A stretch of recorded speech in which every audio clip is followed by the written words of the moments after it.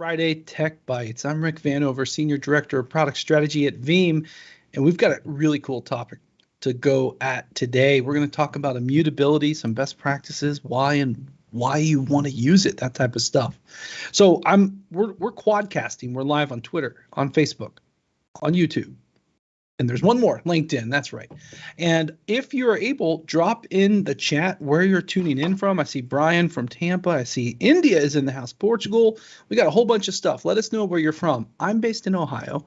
We've got one producer in Massachusetts, one producer in the ATL, and we've got one producer over in Europe, in Romania. But you see, we've also got that U.S. state of Colorado highlighted. That's right. I've got a special guest here today.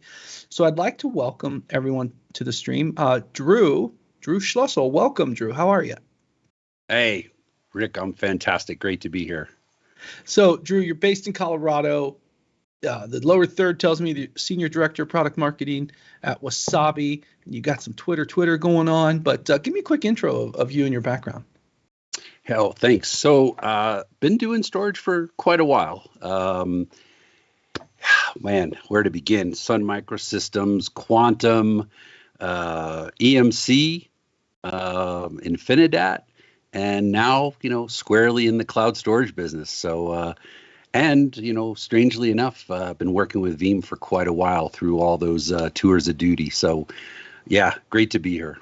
That's an interesting resume. All of your resume, the ones you listed, those are Veeam partners, right? So that's pretty cool. I like that. So no, big welcome. And, for a lot of the people that are out there, Wasabi is one of those kind of top level names when it comes to object storage. We have some data indicating how much data we've put into object storages, and Wasabi's one of those leaders in that space. So it's been a very good partnership that we've had with them, and we're going to talk about the different levels of the partnership that are in play here today. But Drew, we're going to talk about immutability.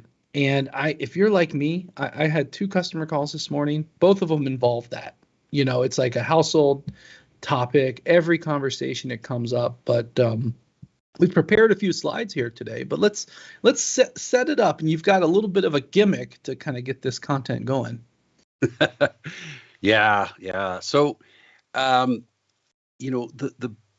great thing about backup.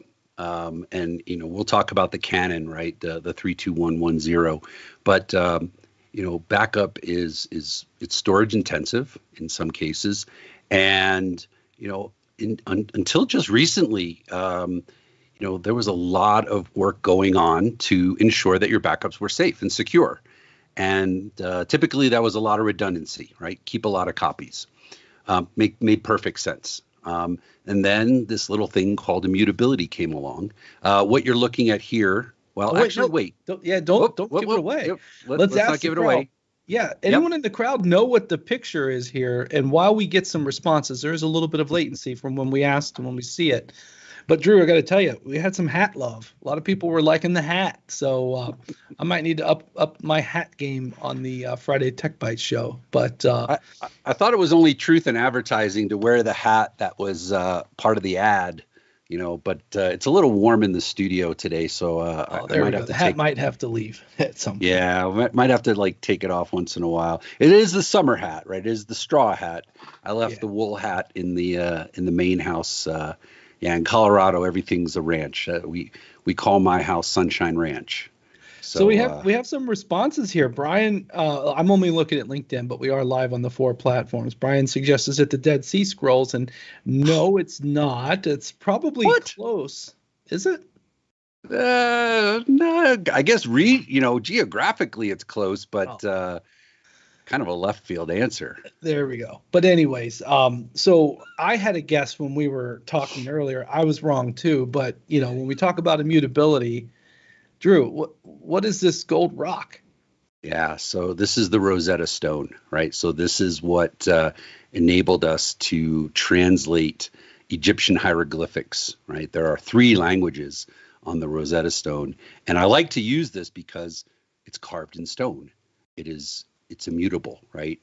It has lasted for, hundreds, if not thousands of years, right? And this is what you want when you are protecting your data, right? You need a copy that is immune to, weather and sun and bad guys and PEBCAC, right? So PEBCAP, see if I still remember for those on the stream, the problem exists between the keyboard and the monitor. Did I get that right? Those initials right? Keyboard and chair. Yeah. Keyboard. Oh, so that means it must be me. I've messed up a few things myself. No worries. Sure. No worries. But that's, I mean, we get hyper focused on ransomware, right? Because that's the buzz. But there are probably just as many mistakes, right, that happen because somebody hits the wrong key at the wrong time. I mean, not to dive into product too quickly, but when you look at Veeam backup for Microsoft 365, right, that's one of the beautiful things about that product is that when somebody accidentally deletes an entire folder, right, with the wrong keystroke, boop, get it right back, piece of cake. But I digress. Indeed.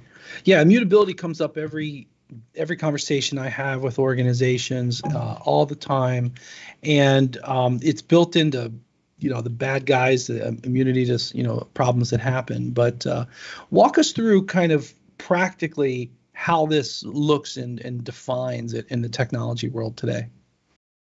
Yeah, so I mean, let's define it, right? So in this case, immutability is really keeping your objects, your files, your folders, but in this case, it's stored as an object from modification or deletion, whether that's intentional or malicious. And in many cases, right, this is required because you need to have data that meets regulatory requirements, compliance requirements. Here's an old term for you, right? Worm. Mm-hmm. So we're just wrapping up an engagement with Cohasset and Associates on SEC compliance. And worm is still the word that they use, right? Because once upon a time, if you wanted immutable data storage, you burned it to a CD-ROM, right? And kept a library of CD-ROMs. Well, you don't have to do that anymore, right? You can use immutable storage, immutable cloud storage, right, to satisfy those requirements for immutable data retention. The other part of it is, along with the protecting it from modification, is also kind of creating like a time lock. You remember those movies where the safe is on a timer, right? Once they close it, it can't be opened for whatever, an hour, 24 hours, and usually the bad guys are on the inside, waiting to get back out or something. That comes into play because, again, for compliance, you typically have a certain amount of time that you have to retain those records, right? A year, 7 years, 12 years. It depends on, which compliance regulation or regulatory agency you're trying to satisfy. So great way to make sure you're meeting that, and your auditors love to see that. Yeah, so, you hit on a couple of things, Drew, that are really kind of central, because I collectively put immutability, worm, air-gapped media, offline media. I put those under an umbrella, and I made up a word. You and I haven't spoken about this, but I want your opinion. I call any of those four characteristics, I call those ultra resilient. Made up a word. Just like it. Yeah, very nice. I like it, and it's kind of sticking. Nobody's made me stop yet, so good stuff here. So actually, just got a word from the producer that the map is ready. So let's take a quick look at the map. We've had some really good interaction. Ooh, a lot of stuff to read. We've got New York State, we've got Florida, we got Texas, we have New York, we have over in Europe, Poland, Portugal, Turkey, Germany, France, and Italy. Welcome everyone. We also have let's go down to Africa and Middle East. We've got Yemen, Kenya, we've got Iran, we've got India and Pakistan. Welcome. And then I forgot to say Mexico back in the U.S. I'm like, what is that? I got three screens. I couldn't quite catch them all, but let us know. We're doing pretty good here. Let's light up the application here. Let us know where you're joining us. Where's my New England peeps? Come on, New Hampshire, Vermont. What's going on? They're lurkers. They're out there. They just don't let us know where they're from, but we'll light it up. If it's a beautiful day in New England, they're either in the mountains or at the beach. That's right? true. They may not be working. This summer I had to work. Oh, no, they're working. They're working. There you go. Anyways, no, good stuff. So this is the set here for object storage for this immutability discussion. But Drew, back on the slides here, that moving update zone, that retention mode, these holds, compliance modes, and legal hold. Tell me how that works, because I click it up in Veeam and it, surprise, just works. But tell me how the retention is kind of executed on the storage level. Yeah, so let's do this. Let's move ahead. What we're really talking about here with respect to Veeam is compliance mode, right? That's what Veeam supports. While there are other modes that you can employ, we'll save that for another time, because we can get into the weeds. We can get into the weeds really deep there, right? Suffice it to say, you want to be looking for compliance mode. Veeam supports it. We support it. We being Wasabi, of course. But let's illustrate how this works. So when I talk about setting your retention period, for instance, if you put object A, you whether you store it in object storage directly or through application like Veeam, you define the retention period, 21 days, right? So starting on day 0, boom, you jump out on day 21, right? Now you can delete that, you can alter that, whatever it is you want to do, you can do it, right? You've set the retention period, it's been satisfied, now you can move on. In between that period, can't do a thing. For just object A. For just object A, yes. There's always multiple objects, and that's the multidimensional logic here. But yeah, object A is it's set in stone for those 21 days. Right. And let's be very clear, Veeam cannot alter that object, okay? Wasabi cannot alter that object. And this is the critical point. And this is why you want to use immutability or object lock as another way of referring to it, of course, is that if, for instance, your system is compromised in some way, shape, or form, your credentials are compromised, right? And I know, you have multi-factor authentication. We've got multi-factor authentication. But let's say worst case scenario, your data is secure. Nobody can touch it. Nobody can go into the storage system or through the Veeam application and say, delete these backups. And that's what instills tremendous confidence and keeps you, right, away from having to pay the ransom. Your data is safe, right? I don't know if I can ever say that enough. So let me give another example, right? And this is just to kind of reiterate, object B, set a retention of 14 days, right? Now we started on day 15, go out to day 29. Now you can do what you want. If you go in and you have no defined retention, you can do that if you like. Well, guess what? Same day, you can do whatever you want. You can delete, get rid of it, and so forth. And that's the beautiful thing, right? This, I think we talked about, I call it canon, right? I'm a big Star Wars fan, so everybody talks about the Star Wars canon. I refer to this internally as the Veeam canon, right? This is the rule you follow, and it's a very good rule. And the 1-0 at the end there, not only is object storage in the cloud air-gapped, it is also immutable. So you get air-gapped and immutability. What could be better? Yeah, so a couple of things on here, and I think it's important when we think of that timeline trail. I mean, at least in Veeam, when we say make restore points immutable for n number of days, there's a couple of things to break down. One, there's a lot of shared metadata between the different pieces, right? So it's always more complicated than objects A, B, and C in object storage. Yeah. In fact, we write quite a large number of objects in. It's very different for those that are familiar with Veeam. It's very different than, say, an on-premises traditional block storage, which is like a relatively small number of large files. This is actually completely the opposite. It's a absolutely large number of relatively small files, right? So it's like thousands and millions of files in some scenarios. We did have a question come in from YouTube. Does immutability stop a malicious actor from formatting the disks that the data is on? And I'll take first part of this answer, and then I'll get your perspective, Drew. And, Okay. I live in basically a zero trust world. I don't trust what's going to happen on the production data. So if someone comes in and formats my production, my IT enterprise that I'm backing up with Veeam, and takes over the Veeam console and destroys that, I still have absolute recovery, because what's in an object storage bucket is, as long as you have your Right. encryption password, don't forget your encryption password. I like to say, put your backup data in the cloud and make sure you encrypt it, or someone else will encrypt it for you.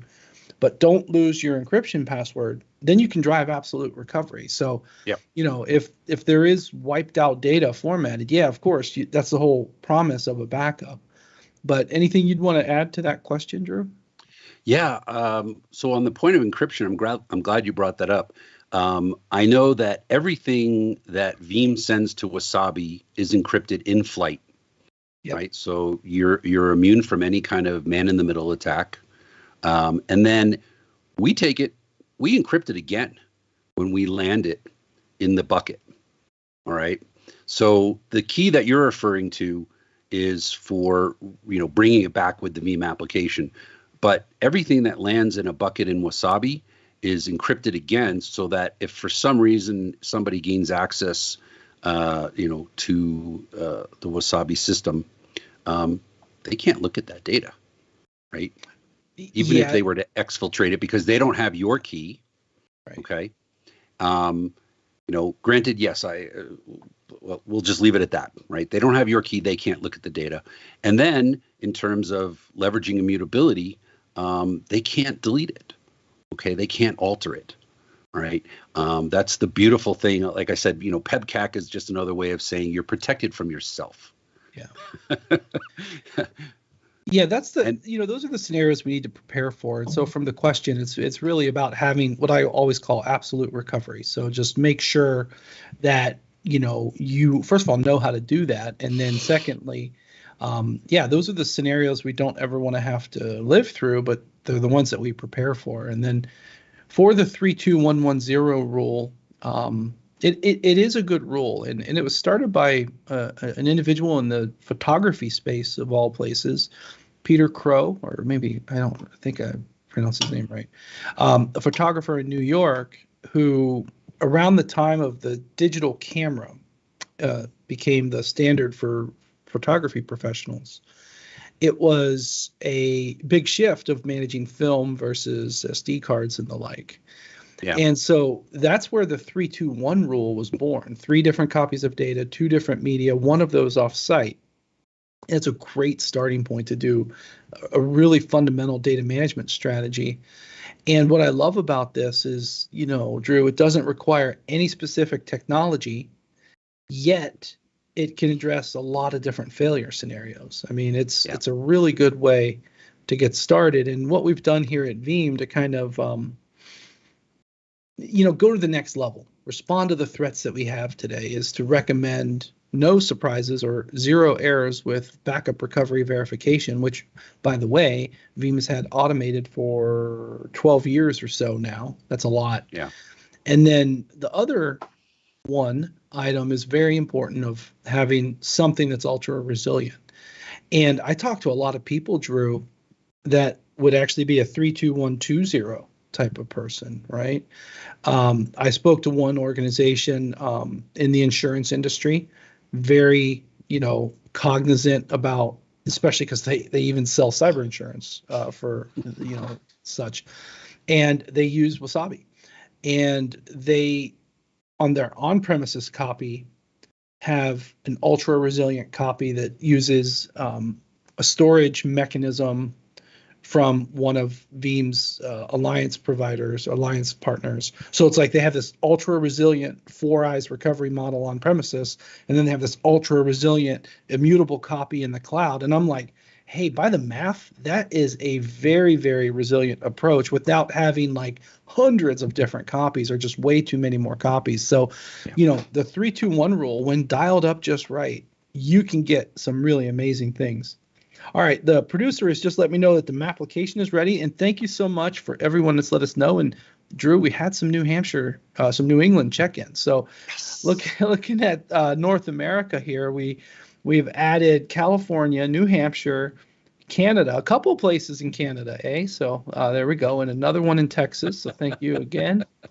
Over in Europe, we've added Bulgaria, Macedonia, and I think we had something else somewhere. I can't remember. There it is, Big Brazil. Welcome, welcome. And then more people from Iran and India checked in as well. So I'm thinking we've actually got a pretty good map here. We don't need too much more to like take. Oh, we have Turkey. I don't think I mentioned Turkey last time, but Turkey's there. We got a nice bridge from India all the way up to Europe tuning in. So thank you all so much for letting us know where y'all are from. Hey, Raman from India, I'll give you a like. I'm watching the stream here too. So yeah. So Drew, the 32110 rule.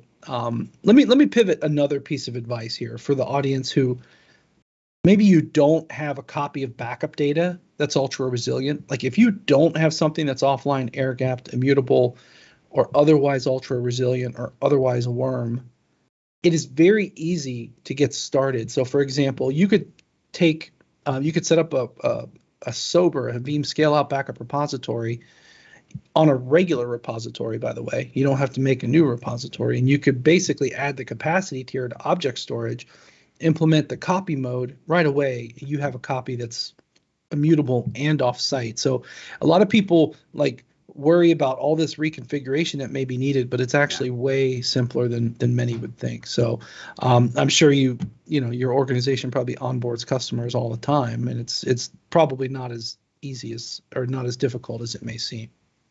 Piece of cake. In fact, we have so many folks who come through the free trial. Right, we do a 30-day free trial, 1 terabyte, and next thing we know, there's a whole slew of Veeam backups, coming into Wasabi, leveraging the immutability feature. I think one of the things we promised folks that we would talk about, or at least touch upon, right, is some guidance, some best practice thoughts. Yes, please, because the cloud can get expensive. It can get out of control on you, these cloud models, and I need your advice to help us kind of guide people through that. Yeah. So, the thing I was going to say is, first of all, strategize about how you want to leverage cloud storage, how you want to leverage immutability. Because like I said, once you lock it up, right, you can't unlock it. Okay. So we've had a few people like trialing some things, and they've, set the lock at like, let's see what happens for 2 years. Right. And then they call us up and say, oh, hey, that was just an example. We just wanted to try it out. Well, okay, great. We're glad it's only a few gigabytes, right, that you did, because that's locked up for 2 years. It's not going anywhere. They're like, what? Can't you just override me and delete that? No, we can't. That's the whole point. Almost think of it like a commitment. Also, that's another way. Oh, it's a marriage. It's not dating. It's a marriage. Okay. Yeah. A very committed relationship with your data when you use immutability. Now, as far as let's move this along. I think we've talked about this quite a bit. You just talked about, this in the terms of, adding Wasabi, as part of your scale out backup repository. But let's talk about the financial implications. Okay, this is my favorite. This is the money here. So when you're using cloud storage, or when you want to use cloud storage, you need to keep in mind that there's more than just the capacity that you're utilizing.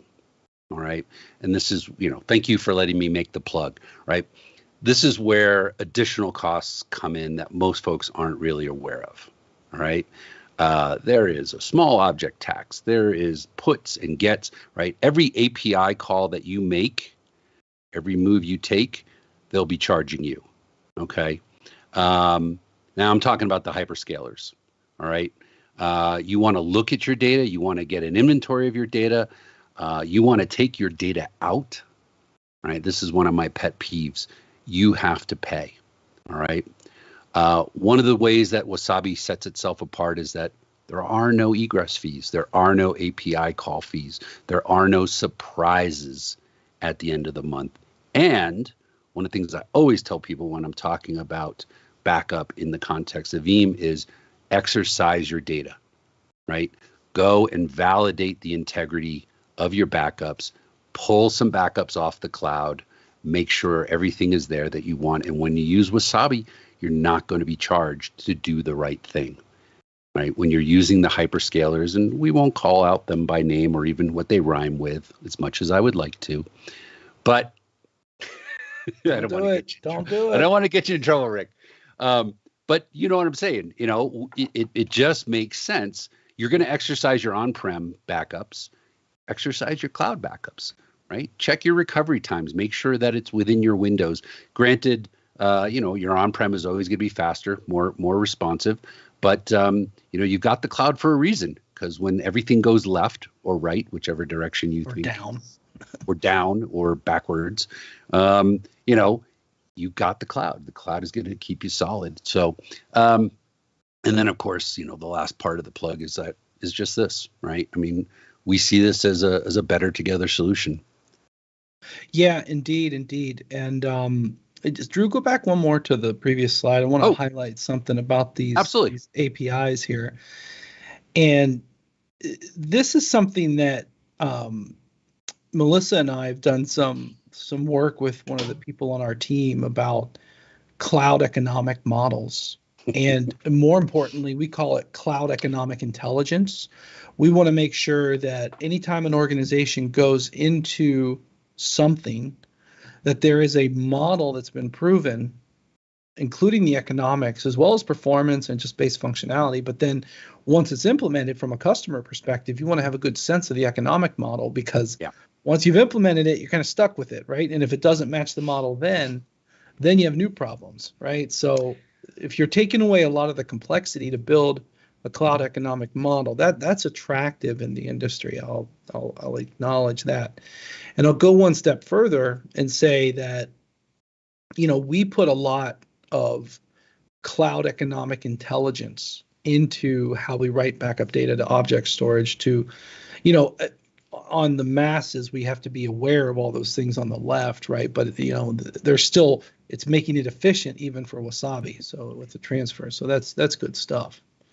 I appreciate you bringing, oh, sorry, go ahead. Well, no, I was just going to ask you to go back to the other side so we can see the other points there, but I just want to highlight. No, you rolled it back, so you reminded me of something. We're stuck. No, it's okay. But you're absolutely right. I mean, the probably the big thing here is that predictability.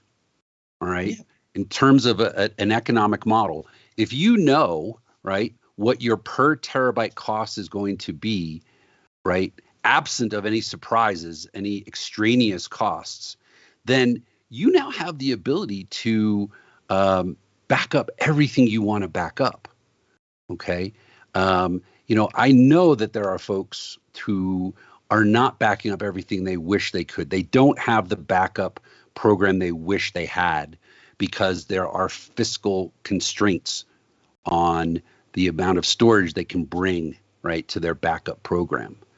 I think with us, you know, we talk about being 80% less expensive than the hyperscalers, but by the same turn, we provide 5 times more storage at a lower cost, right? So if you're struggling today to figure out the economics of your data protection program, right, then you really need to consider whether or not your cloud storage vendor is bringing you a level of predictability that you can leverage, right, to protect all your data and stay within your fiscal window.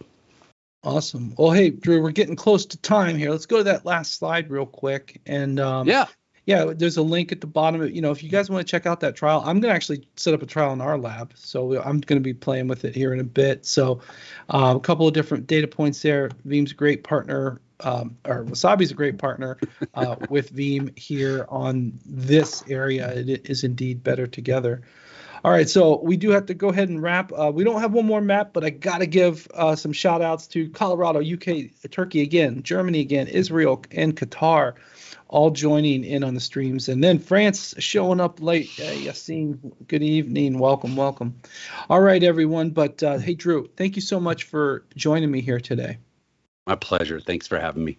All right, a big thanks to Will Mark and Katie, the producers across the world, to help stream this out, and Sylvia and all the others. There's so much that goes on behind the scenes to make this happen, friends. I'm so grateful to work with these professionals. Indeed. Awesome. Okay, everyone. Friday's show next week, not going to happen, but Monday, Dave and Jason with the Industry Insights, part 4 of 7 of the Ransomware Insights. I tell you, it's a gold mine over there on the Monday show. They're giving me a run for the money. But tune in there, and we're off next week, and then we'll be back on the 8th, I believe. But thanks for watching, everyone, and have a great weekend.